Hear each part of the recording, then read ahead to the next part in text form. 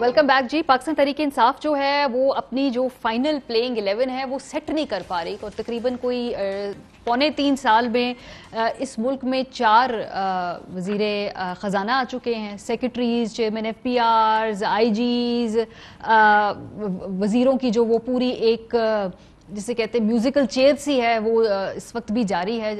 وہ بجتا ہے میوزک, پھر وہ سب کھڑے ہو جاتے ہیں, وہ چلنا شروع ہو جاتے ہیں, واپس آ کے بیٹھ جاتے ہیں, جس کو جو سیٹ اسائن کر دی جاتی ہے وہی چہرے ہیں وہ گھما گھما کر جو ہے دوبارہ ہم دیکھ رہے ہیں. تو علی صاحب یہ ویسے آپ مجھے بتائیے کہ چھوڑیں, ملک چھوڑیں, ایک ادارہ ہے, ایک ادارہ چھوڑیں, ایک گھر میں ہے, اگر کوئی ایک سربراہ اس کو اپنے پاور دی ہے, 4 دفعہ آپ اس کو بدلیں گے, اس کی اتھارٹی انڈرمائن ہوگی, لوگوں کو معلوم ہی نہیں ہے کہ بھئی ہم نے کس سے بات کر دی, کیا سٹیبلٹی ہے, کیسے چلے گے وہ؟ اچھا, اس میں 2-3 چیزیں ذرا سمجھ لیں. آپ کے پاس 2 طرح کے ماڈلز ہمارے. ون ماڈل از جو ابھی کرنٹ پیپلز پارٹی کے پاس گورنمنٹ ہے سندھ کے اندر, and we have government in federal.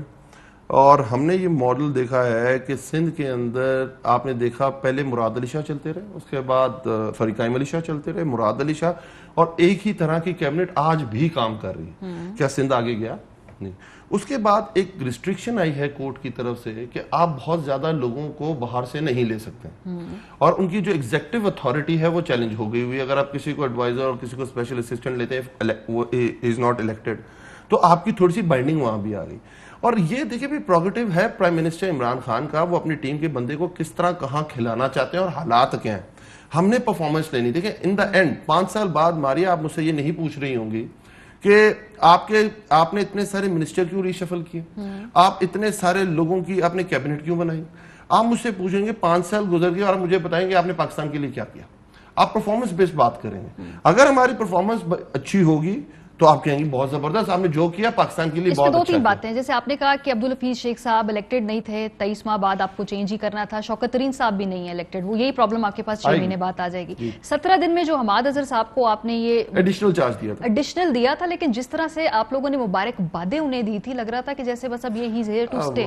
یہ کیا ایشو ہے خاص طور پہ؟ اور دوسرا پھر یہ تو نہیں ہوگا کہ آپ لوگ کون ذمہ دار ہوگا, وہ کوئی شوکت ترین صاحب کس پہ ڈالیں گے؟ ابھی انہوں نے انٹرویو دیا, انہوں نے کہا پچھلے 3 سال کا بڑا کر دیا, وہ حفیظ شیخ صاحب پہ ڈال رہے تھے, وہ پچھلوں پہ ڈالیں گے. I don't know. Hare finance minister جو آتا ہے نا, جو بھی فائنانس منسٹر ہے, وہ ایک اپنا ایک اس کا مائنڈ سیٹ ہوتا ہے فائنانس کے بارے میں, پاکستان کی اکانومی کے بارے میں, اور وہ اسے اسی طرح امپلیمنٹ کرنا چاہتا ہے. اسحاق ڈار صاحب جب گئے تھے 4 سال بعد اور مفتاح اسماعیل صاحب آئے تھے, انہوں نے کہا تھا تباہ کر دیا اسحاق ڈار نے. انہوں نے کہا کہ بڑی غلط پالیسی تھی, پاکستانی روپیز کو 105 پہ اوور ویلیوڈ رکھا تھا, اور انہوں نے کہا تھا کہ پاکستان کی کشتی میں چھید ہو گیا ہے اور پاکستان کی کشتی ٹائٹینک کو جا کے لگنے والی ہے. یہ مفتاح نے اسحاق ڈار صاحب کے بارے میں کہا تھا. نے آپ کے پچھلے وزیر کے خلاف میرا ایک مائنڈ سیٹ ہے. دیکھیں آپ مختلف ڈاکٹرز کے پاس جاتی ہیں اور ایک آپ کو جو بیماری ہے اس کی مختلف قسم کی دوائیاں مختلف ڈاکٹر پرسکرائب کر دیتے ہیں. نہیں, that's what you feel like. میں نے کہا مجھ سے جس سے شفا ملی, میں تو کہوں گا اس سے اچھا ڈاکٹر ہی کوئی نہیں ہے, چاہے وہ ڈاکٹر مصدق ہی کیوں نہ ہو. ڈاکٹر مصدق صاحب آپ کے آج آپ کو مجھے لگتا ہے جی ڈاکٹر صاحب یہ ناراض ہے تھوڑے. نہیں, مصدق بھائی سے میں نہیں, اور نور ساری سے ہو سکتا ہوں, مصدق بھائی سے نہیں ہو سکتا. ہاں مصدق بھائی چلے وہ آپ سے ناراض نہیں ہو رہے, لیکن یہ مجھے یہ بتائیے کہ یہ بات تو ٹھیک ہے ان لوگوں کی کہ بھائی اگر نہیں وہ افیکٹو تو اس کو تبدیل کرنے میں کوئی حرج نہیں ہے, لیکن میرا اس پہ اختلاف یہ کہ بھئی پھر آپ کوئی نیا بندہ ایسا آزمائیں, پرانوں کو ہی آپ آزما رہے. اس وقت تو مجھے آدھی کیبنٹ آلموسٹ پیپلز پارٹی کی وہ پرانی ہی لگ رہی ہے جو اس وقت ان کے پاس ہے. جی میں ماریا آپ کی بات آگے بڑھانے سے پہلے صرف 30 سیکنڈ لوں گا. علی میرا بھائی ہے, اس نے ذکر کیا کہ یہ تو الطاف حسین کی زبان بول رہے ہیں اور پتہ نہیں کیا الفاظ استعمال کیے. ان کو ذرا وہ آپ نہیں, سوری مصدق بھائی آپ کی بات انٹرپٹ کر رہا ہوں, میں آپ کی بات نہیں کی تھی. میں نے رانا ثناء اللہ کی, میں نے جاوید لطیف کی, میں نے طلال چودھری کی اور آپ کے لیڈر کی, آپ کی بات نہیں کی میں نے. جی ٹھیک, نہیں ٹھیک ہے جی. اور میں بھی اسی وجہ سے آپ کی بات نہیں کر رہا, میں بھی آپ کے لیڈر کی بات کر رہا ہوں. اور میں یہ کہہ رہا ہوں کہ ذرا سکوت ڈھابکا پہ عمران خان صاحب نے جو فوج کے متعلق کہا تھا ذرا وہ عوام کو سنوائیں. اگر اس سے تسلی اور تشفی نہ ہو تو پھر بھارت کی سرزمین کے اوپر جو ہمارے دفاعی اداروں کے متعلق وزیر اعظم صاحب نے کہا تھا وہ سنا دیں. اگر اس سے بھی تسلی نہ ہو تو ابھی یونائٹڈ نیشنز کے اندر جا کے جو پرائم منسٹر صاحب کہہ کے آئے ہیں کہ دہشت گردی کس نے پاکستان میں کی تھی اور کس نے اس کو جنم دے کے پروان چڑھایا تھا وہ سنوا دیں. تو وہ تمام بیانات سنوا دیں اور پھر جو سزا مقرر کرنا چاہتے ہیں رانا ثناء اللہ کی اس سے 10 گنا زیادہ جو سزا ہے وہ اپنے وزیر اعظم کی بھی مقرر کر دیجئے. اور جو الفاظ آپ ان کے لیے استعمال کر رہے ہیں یہ باتیں جو سکوت ڈھاکہ پہ وزیر اعظم نے کہی تھیں بھائی یہ تو الطاف حسین نے بھی نہیں کہیں. تو یہ پھر آپ ذرا ایک ہی کسوٹی جو ہے وہ ایک ہی یارڈ سٹک استعمال کرتے ہوئے جو سزا مقرر کرنا چاہتے ہیں پھر وہ وزیر اعظم پہ بھی کرتے چلے جائیں. ابھی تو میں نے آپ کو آئی جی وغیرہ کے بیانات بتائیں, اس کو چھوڑ دیں. پھر آپ نے کہہ دیا کہ ہم تو مافیا ہیں, یہ تو پولیٹیکل جماعت ہی نہیں ہے. یہی مجھے خطرہ ہے کہ جس طرح آج آپ ہمیں مافیا کہہ رہے ہیں, جیسے آپ نے ٹی ایل پی بین کی ہے, آپ اسی طرح کی گفتگو کریں گے اور ایک دن باقی سیاسی مخالفوں کو بین کر دیں گے, کیونکہ آپ نے تو ایک پریسیڈنٹ سیٹ کر دیا ہے. آپ کے سامنے کون ہے ایسا جو مافیا نہیں ہے؟ چینی والے مافیا ہیں, آٹے والے مافیا ہیں, دوائیوں والے مافیا ہیں, اسکولوں والے مافیا ہیں, گیس والے مافیا ہیں, پیٹرول پمپ والے مافیا ہیں, بجلی والے مافیا ہیں. اس ریاست مدینہ کے اندر سوائے وزیر اعظم کے باقی تو سب مافیا ہیں بھائی. صرف کوئی 4 اسکوائر فٹ کے اندر جہاں پہ ان کا یا 50 اسکوائر فٹ میں کمرہ ہے, اس کے علاوہ سب مافی ہیں. چلیں ہم مافیا ہیں اور آپ ریاست مدینہ کے والی ہیں, تو آپ چلائیں ملک کو. اب آ جاتے ہیں تیسری بات پہ. یہ ریاست مدینہ سے ہی شروع ہوتی ہے اور ریاست مدینہ پہ ہی ختم ہوتی ہے. بات یہ جی کہ آپ نے یہ ساری چیزیں بتا دی, اتنے بدل گئے, اتنے بدل گئے. وہ کہہ رہے ہیں پرفارمنس دیکھ لیں جی. لوگوں کو غریب آدمی کے نقطۂ نظر سے کیا چیز امپورٹنٹ ہے؟ غریب آدمی کو نوکری چاہیے, اپنے چھوٹے چھوٹے بچوں کو اس نے کھانا کھلانا, ماں باپ کی دوا لانی ہے. اب آپ موازنہ کر لیں اس وقت سے جو ہم چھوڑ کر گئے تھے اور جو وقت آج ہے. لوگ خودکشیاں کر رہے ہیں. کیوں کر رہے ہیں بھائی؟ 6% جب ملک ترقی کرتا ہے تو پھر لوگوں کو نوکری ملتی ہے. اگر 4% یا 6% مہنگائی کی شرح ہو تو لوگ اپنے بچوں کو کھانا کھلاتے ہیں. اگر وہی شرح جو ہے وہ 20% ہو جائے اور گاؤں کے اندر رہنے والے لوگوں کے لیے 100% سے بڑھ جائے تو وہ کھانا نہیں کھلا پاتے, خودکشی پہ مجبور ہو جاتے ہیں. آپ IMF کے کہنے کو اوپر آپ میری بات چھوڑ دیں. شوکت ترین صاحب کو آپ نے لگایا ہے, ذرا ان کا کلپ چلا دیں اور بتائیں کہ شوکت صاحب کی آپ بات سے اگری کرتے ہیں جی.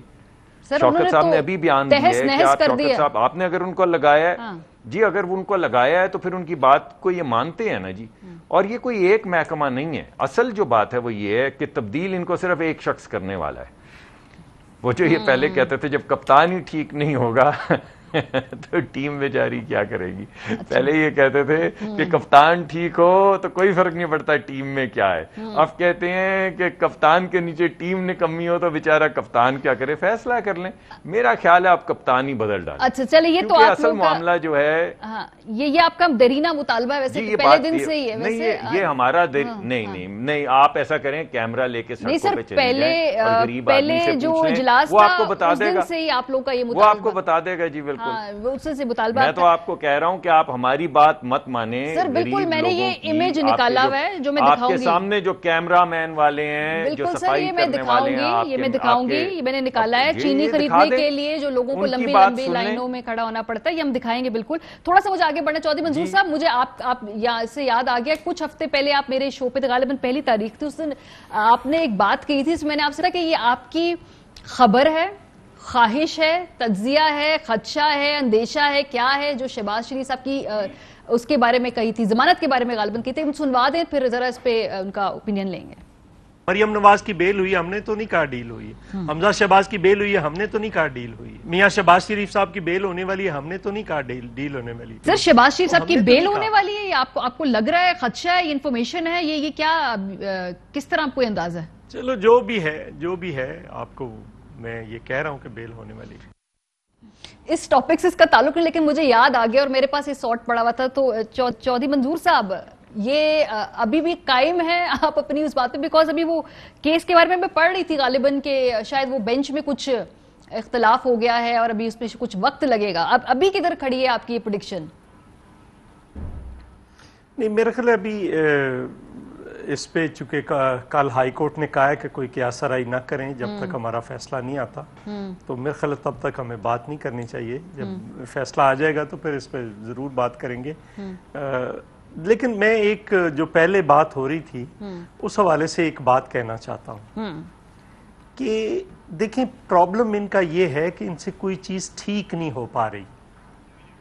مثلا انہوں نے 8,000 ارب پہلے سال ریونیو کرنا تھا. اگر یہ کر لیتے نہ IMF میں جانا پڑتا, نہ ان کو جانا پڑتا چائنا کے پاس, نہ سعودی عرب, نہ دبئی کے پاس, UAE کے پاس, کسی کے پاس نہیں جانا پڑتا, چونکہ وہ شارٹ فال پورا ہو جانا تھا. نہیں کر پائے, نتیجہ آج آپ کے سامنے.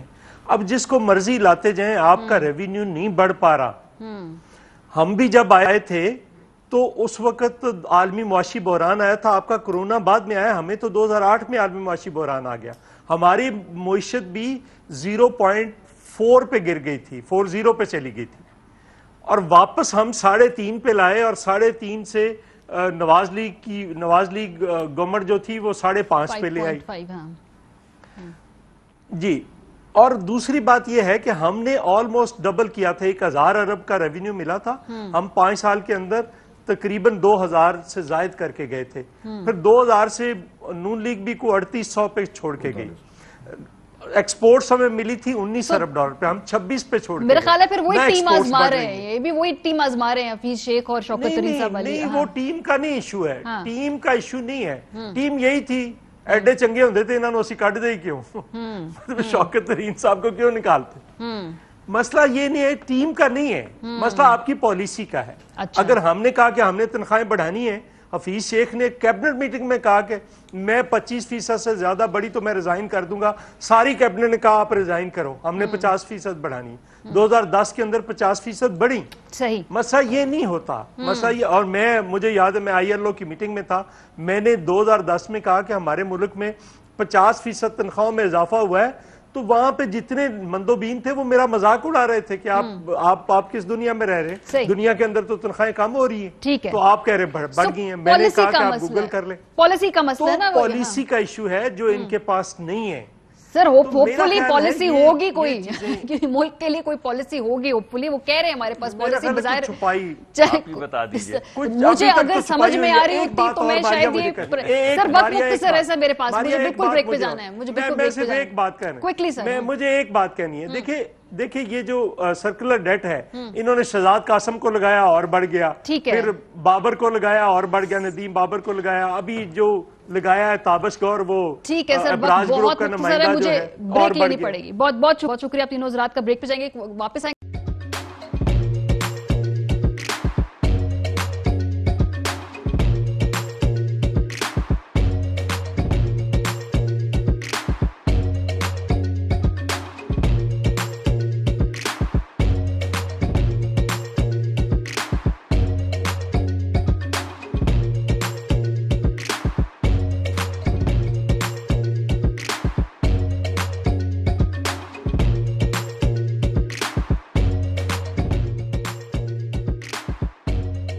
بدلاً من توفير 来自阿拉巴马州的一名 Ape Nate Kelowna Disney